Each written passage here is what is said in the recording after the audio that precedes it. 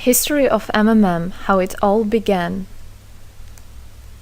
Starting up of MMM, in 1989, Moscow Executive Committee in Leninsky District registered MMM as a cooperative society. It is in Russia. A few words about the leader.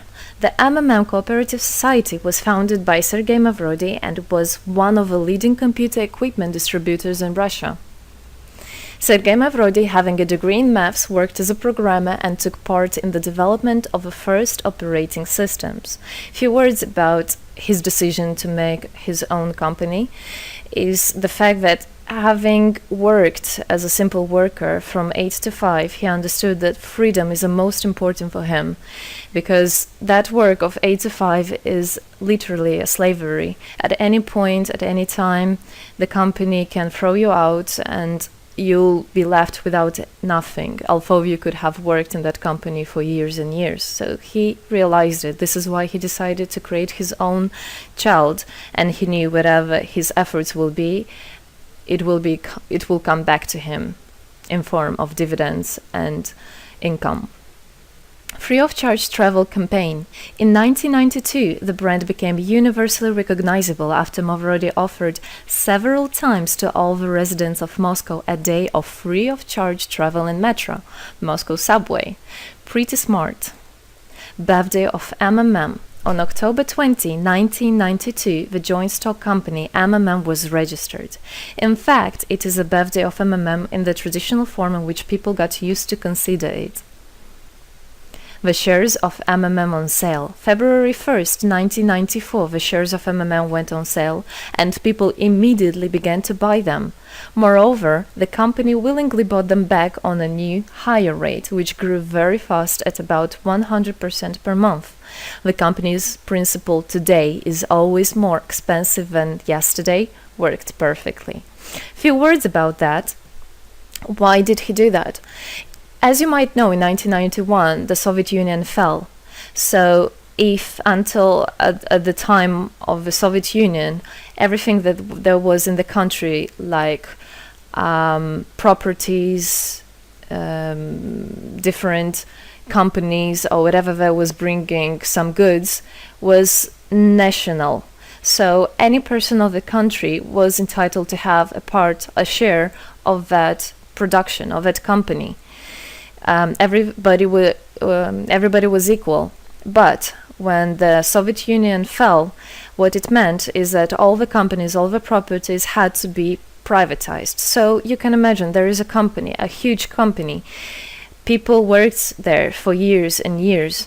And at one moment, there comes a person and says, all that is mine. Yes, this was the case. And obviously that information, that laws about the fact that it was possible to privatize was kept only for a small group of people for obvious reasons. So a simple worker who worked in that company for years and years or all his life didn't know he can actually come and say by law that that is his. So what genius idea Sergei Mavrodi had is to sell these shares to gather the money of the people, and with this money to buy those companies. So basically, if a person has an MMM share, he would have had an exact share from the company that Sergei Mavrodi bought. For example, a company from oil and gas or something else. Obviously, he knew perfectly which companies are worth it and which companies were not. There was quite a battle there. So as you can see, his idea was great, but let's see what happens. Government is trying to hinder MMM's activities. Surprise, surprise! Planned by the Russian government, MMM 94 was intentionally collapsed. It began when tax inspectors accompanied by OMON officers passed through the crowd of depositors and went inside the central office of the company to give a notice about the planned tax inspection. Right. So obviously, the small group of people that I was talking about is the government people, is the people that have connections and so on. And they wanted, obviously, all that money, all those properties to be kept in their hands. This is how the nowadays oligarchs were made. At that moment, they had nothing. In one day, they got loads of money. And now you can know them as very rich people who made their money on the back of a nation. So obviously they did something just to provoke some panic going through the crowd. Obviously, for any financial institution, a panic is really bad. As I remind you, at that time, MMM was selling shares, was a share stock company, let's say. Mavrody's arrest. Sergei Mavrody was arrested on tax evasion charge. Really lame excuse. It wasn't at all like that. What happened, even the person that was in charge with giving the arrest, he told him that there was no other option for them. They had to do something, even though it was illegal what they were doing, but they had to do it as they were afraid of him.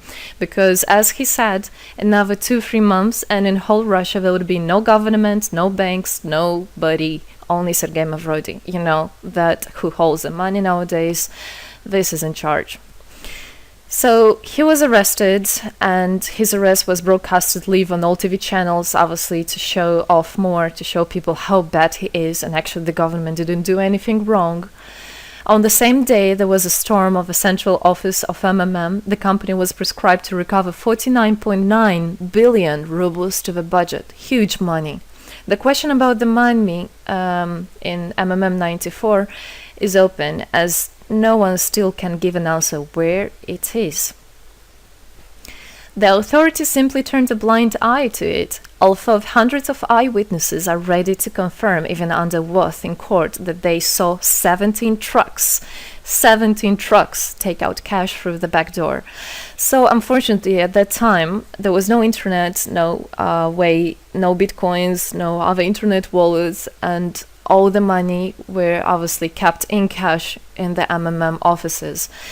And the government took advantage of it. They just came, took it out, and then they said nothing. Moreover, they didn't say where the money went. They even made the way to make people believe that Sergei Mavrody was the one who took all those 17 trucks of money and disappeared. But obviously it wasn't the case. It was a simply lame excuse. Demonstrations against state authorities. August 1994. Thousands of MMM depositors affected by the artificial collapse of the pyramid protested and demanded to set Mavrody free. Actually, Mavrody could have used his powers and do huge, bigger protests, but he decided not to do that, as that would made as obvious a different protests of this type. Could be people injured or even killed, so he decided not to use people in this purpose. It was very noble from him to do that. MMM leader became a deputy. However, he found a way to get out of the prison. Being imprisoned, Sergei Mavrody had managed to register as a candidate for a deputy of the State Duma and was released from prison. He won the elections by a landslide and became the deputy of the State Duma of the first convocation. So, as a deputy in Russia, they have privileges. This is why, becoming a deputy, he was set free. The State Duma is against Mavrody. Surprise, surprise! The State Duma deputies deprived Sergei Mavrody of his deputy plenary powers due to his permanent absence at the Duma's meetings. That incident was the only one in New Russia's history. Sergei Mavrody wasn't interested at all in politics. It's not he hates politics, as he said it many times. So he became a deputy only for the reason to get out of a prison. That's it. He wasn't interested to go to at their meetings, as he himself considered as well the people there as being quite silly and not worthy to spend time with. But this was another lame excuse for them to deprive him by saying that he is absent.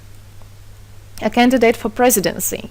The Central Election Commission registered the authorized representatives of the initiative group that had nominated Mavrody as a candidate for the president of Russia, but subsequently rejected a significant part of the signatures in the support of a candidate, and his registration was renounced. So, for obvious reasons, they did that again. They weren't interested into having a fair president, a fair leader on top of their head. Revival of MMM, January 2011.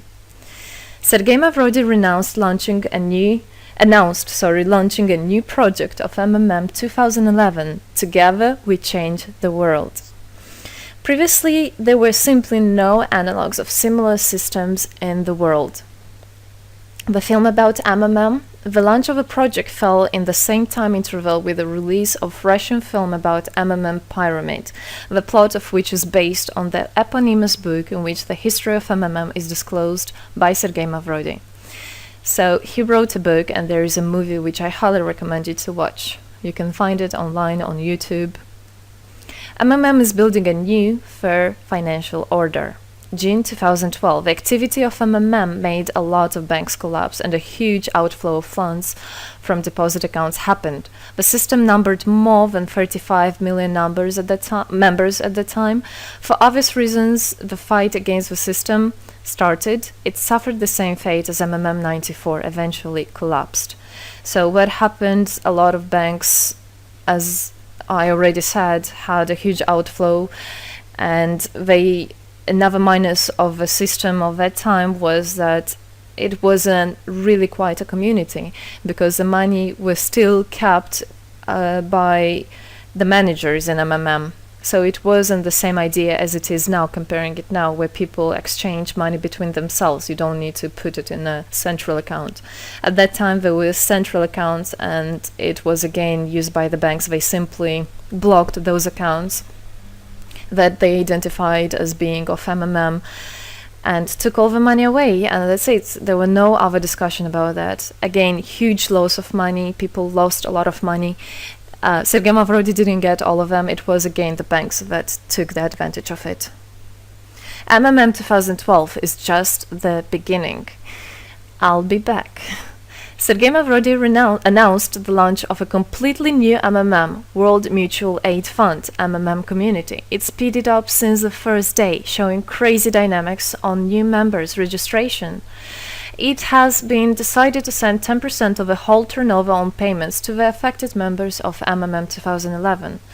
So again, another genius idea. In order not to make central accounts, in order not to gather the money somewhere, now the money are spread directly between participant itself. You can just check in your account online whom you should transfer the money to. So MMM now is connecting all the people between themselves in exchange, so that they can exchange the money and get benefits of it.